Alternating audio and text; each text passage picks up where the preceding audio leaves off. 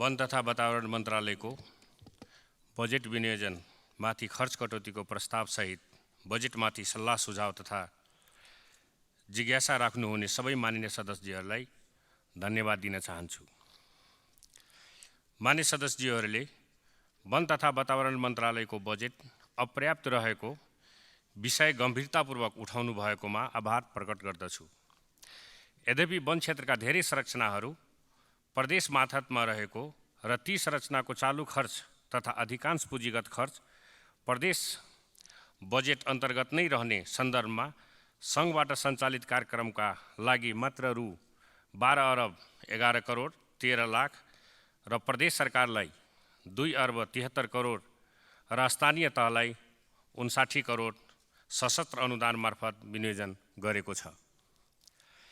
मान्य सदस्यहरूबाट मूलतः वन क्षेत्रको दिगो व्यवस्थापन हुनुपर्ने, वनको पूर्ण उपयोग हुनुपर्ने, वृक्षारोपण, कृषि वन र निजी वनको विस्तार गर्नुपर्ने, जडीबुटी तथा गैर काष्ठ वन पैदावारको प्रशोधन गरी व्यवसायीकरण गर्नुपर्ने, वनमा आधारित उद्योगहरूको विस्तार गर्नुपर्ने, मानव वन जन्तु बीचको द्वन्द्व व्यवस्थापन गर्नुपर्ने, काठ तथा काष्ठजन्य वस्तुको आयात रोक्नुपर्ने, जलवायु परिवर्तन न्यूनीकरण र अनुकूलीकरणमा जोड दिनुपर्ने, सामुदायिक वन, साझेदारी वन लगायतका समुदायमा आधारित वनहरूको दिगो व्यवस्थापन गरिनुपर्ने, चुरे क्षेत्रको संरक्षण गर्नुपर्ने, भू तथा जलाधार संरक्षण तथा व्यवस्थापन गर्नुपर्ने, वातावरणीय प्रदूषण नियन्त्रण गर्नुपर्ने, वन क्षेत्रबाट उल्लेख्य रूपमा आय आर्जन र रोजगारीका अवसर सृजना गर्नुपर्ने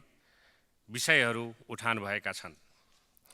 मान्य सदस्यहरूबाट उठाइएका विषयहरू राष्ट्रिय वन नीति 2075, 15औं आवधिक योजना आर्थिक वर्ष 2080 र 81 को नीति तथा कार्यक्रम एवं बजेट वक्तव्यले परिलक्षित गरेका विषयहरू नै हुन्। त्यसर्थ माननीय सदस्यहरूले दिनुभएका सुझावहरू अत्यन्त महत्त्वपूर्ण रहेका छन्।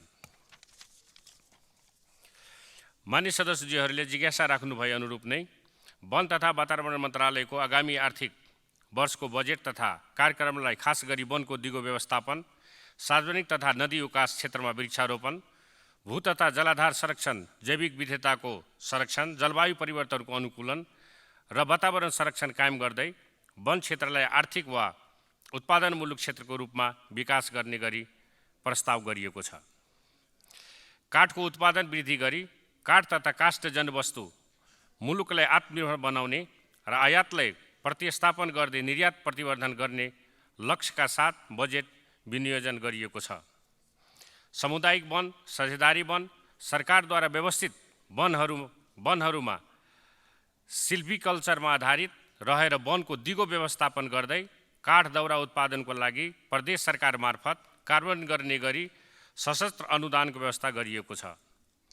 वन नियमावली 2069 को मन्त्री परिषदबाट स्वीकृत भए पश्चात दिगो वन व्यवस्थापनको मापदण्ड तयारीको अन्तिम चरणमा रहेको छ। यसका साथै प्रदेश सरकारबाट पनि स्थानीय वनको अवस्था अनुसार सिल्भिकल्चरमा आधारित रही वनको दिगो व्यवस्थापन गर्न मापदण्डहरू स्वीकृत गरी वन व्यवस्थापन गर्न थालनी गरिएको छ। यसबाट वनको दिगो व्यवस्थापन भई काठ दाउरा उत्पादनमा वृद्धि हुने र विदेशी काठको आयात कमी हुने देखिन्छ। हाम्रो देशको काष्ठ उत्पादनमा निजी क्षेत्रको प्रमुख भूमिका रहेको कुरालाई मध्यनजर गर्दै वन नियमावली 2069 मा निजी जग्गामा रहेका रुख बिरुवा कटान गरी कृषि बाली सरह ओसार पोसार गर्न पाउने गरी व्यवस्था गरिएको छ।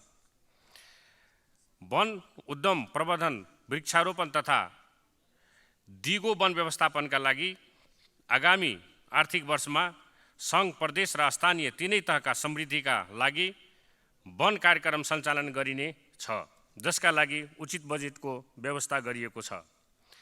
वन अतिक्रमण, वृक्षारोपण, वनको सदुपयोग, वन डढेलो प्रतिको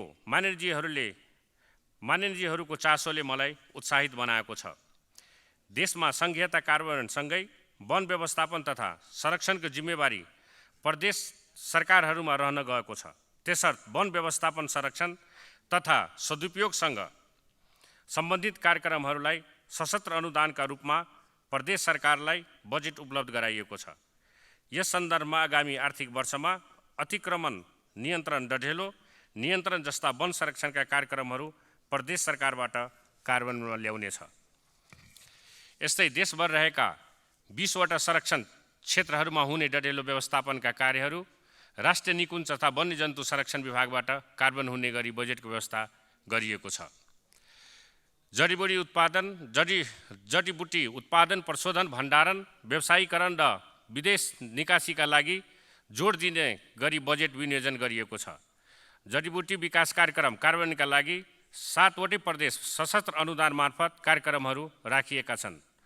वनस्पति विभागबाट कर्णाली र सुदूरपश्चिम प्रदेशमा पकेट क्षेत्र जडीबुटी कार्यक्रम कार्यान्वयन गरिनेछ। जडीबुटीको निर्यात प्रबन्धनका लागि प्रयोगशालाको स्तरोन्नतीकरणका लागि बजेटको व्यवस्था गरिएको छ।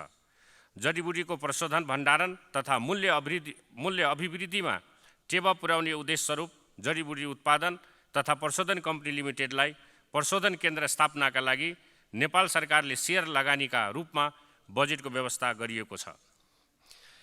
वृक्षारोपण, बिरुवा उत्पादन जस्ता कार्यक्रमहरू सङ्घ, प्रदेश र स्थानीय तहहरू तथा उपभोक्ता लगायतका सरकारवालाहरू सहितको सहभागितामा कार्यान्वयनमा ल्याइनेछ। आगामी आर्थिक वर्षमा 3 करोड बिरुवा उत्पादन गरी कृषि वन, निजी वन, सार्वजनिक जग्गा, नदी उकास जग्गाहरूमा वृक्षारोपण गरिनेछ। देशका सहरहरूलाई हरियाली तथा मनोरम बनाउनको लागि प्रदेशहरूलाई सशस्त्र अनुदान मार्फत 90 वटा हरित पार्कका बजेट विनियोजन गरिएको छ। नेपालका दुर्लभ वन्यजन्तु तथा अद्वितीय भू धरातल पर्यटनका प्रमुख आधारहरू हुन्। राष्ट्रिय निकुञ्ज तथा आरक्षकहरू नेपालका प्रमुख पर्यटकीय गन्तव्य हुन्। नेपालमा आउने 60 देखि 70% पर्यटक यिनै संरक्षित क्षेत्र भ्रमण गर्नका लागि नै आउने गर्दछन्। कोभिडको महामारीबाट उठ्दै गरेको प्रकृतीय गतिविधिलाई टेवा पुर्याउने गरी राष्ट्रिय निकुञ्ज तथा आरक्षभित्र पर्यटक पूर्वाधारहरू विकासका कार्यक्रमहरू सञ्चालन गरिनेछ। सबै सरकारवालाहरूको सहयोग र सहकार्यमा जैविक विविधता संरक्षणमा पर्याप्त सफलतासँगै बढ्दो मानव वन्यजन्तु द्वन्द्वप्रति यस मन्त्रालयको चासो र पूर्ण रूपमा जिम्मेवार रहेको बेहोरा माननीयजीहरूलाई अवगत गराउँदछु। यसका लागि सकेसम्म द्वन्द्व हुनै नदिने निरोधात्मक उपाय अन्तर्गत निकुञ्ज आरक्षभित्र घाँसे मैदानको व्यवस्थापन, विद्युतीय तारबार, निकुञ्ज तथा वनभित्र पोखरी मर्मत तथा निर्माण, मेष जाली सहितको विद्युतीय तारबारमा यस वर्ष पनि बजेट विनियोजन गरिएको छ। मानव वन्यजन्तु द्वन्द्वका घटनालाई मध्यनजर गर्दै बाँके, बर्दिया, बारा, पर्सा, चितवन, नवलपरासी, कञ्चनपुर, सुनसरी, सप्तरी, झापा लगायतका जिल्लाहरूमा राष्ट्रिय निकुञ्ज आरक्ष कार्यालय, डिभिजन वन कार्यालय तथा राष्ट्रिय प्रकृति संरक्षण कोष मार्फत विद्युतीय तारबारका लागि बजेटको व्यवस्था गरिएको छ।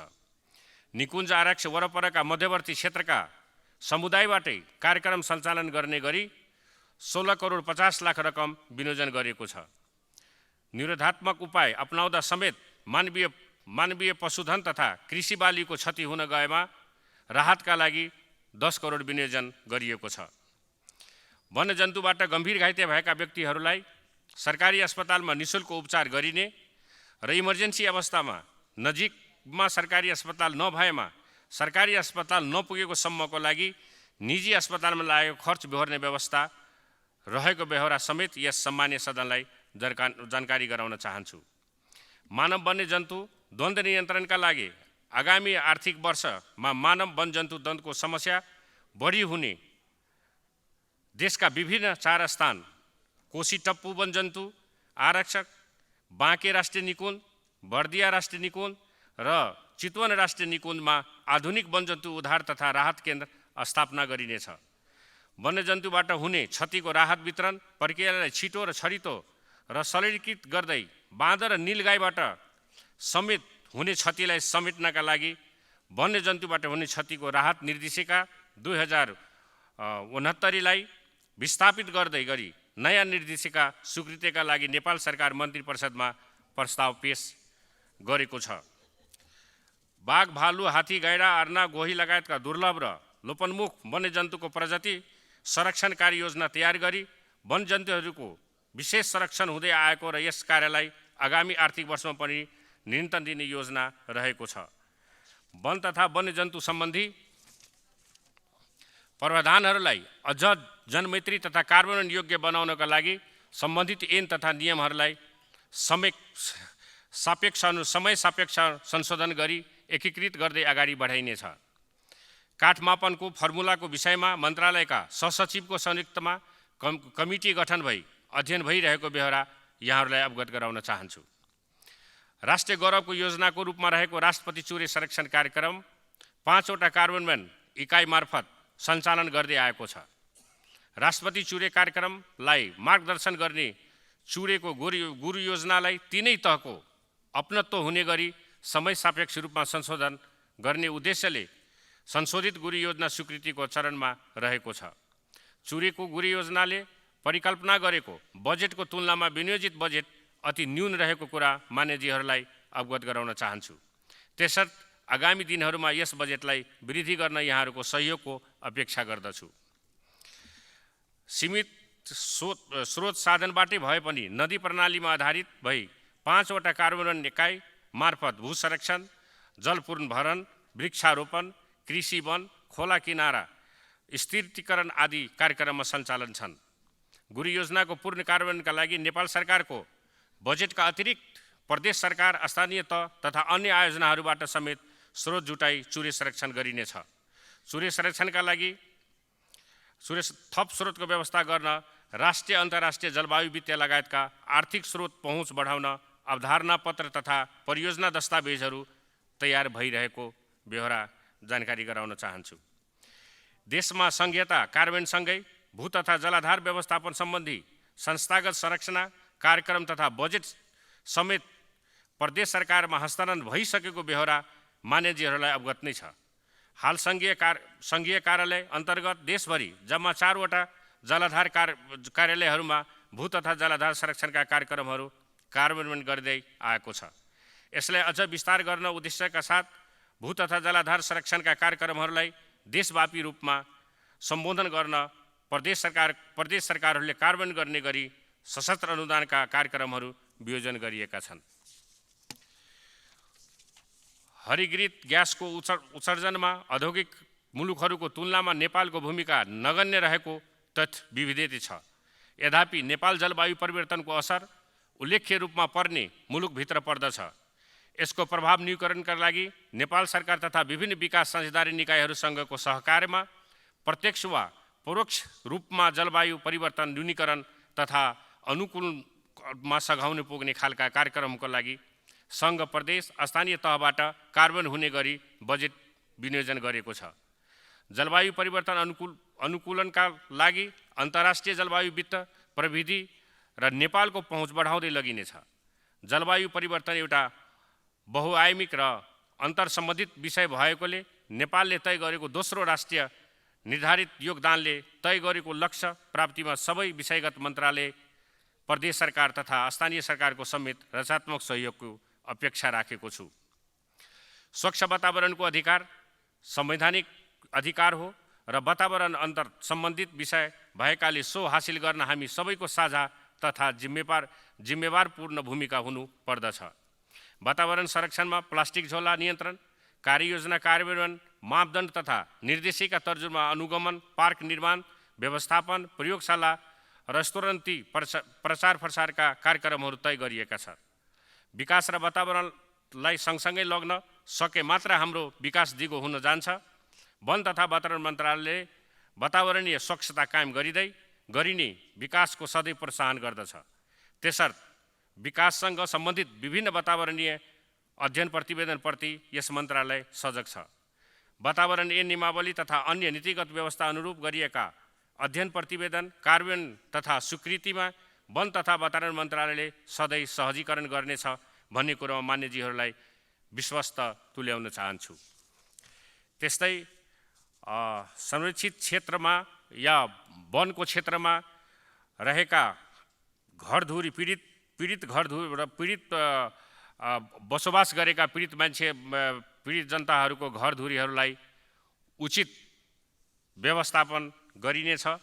अब यसको लागि यसपालि बजेट यसमा छैन, तैपनि हामीले यसलाई गम्भीरतापूर्वक लिएका छौँ। यो कुरो आजको होइन, यो मलाई लाग्छ दोस्रो तेस्रो पुस्ता गइसक्दा पनि हामीले यसलाई व्यवस्थापन गर्न सकिरहेका छैनौँ र यो एउटा हाम्रो मन्त्रालयको लागि ठुलो एउटा चुनौतीपूर्ण अवसर रहेको मैले देखेको छु।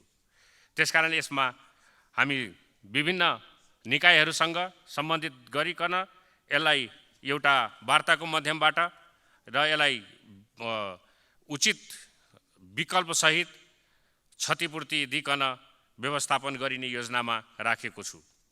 त्यस्तै यो बर्दिया निकुञ्जमा तेलपानी भुरी गाउँ लपानी वनपथको यो वर्षौंदेखि रहेको यो समस्यालाई, यो खोल्ने ट्र्याकलाई हामीले यसपालि खोल्ने कार्यक्रममा राखेका छौँ। माननीय सदस्यज्यूहरूबाट प्राप्त सुझावलाई हरसम्भव सम्बोधन हुने गरी बजेट परिचालन तथा कार्यक्रमको सञ्चालन हुने कुरामा प्रतिबद्धता जाहेर गर्दछु र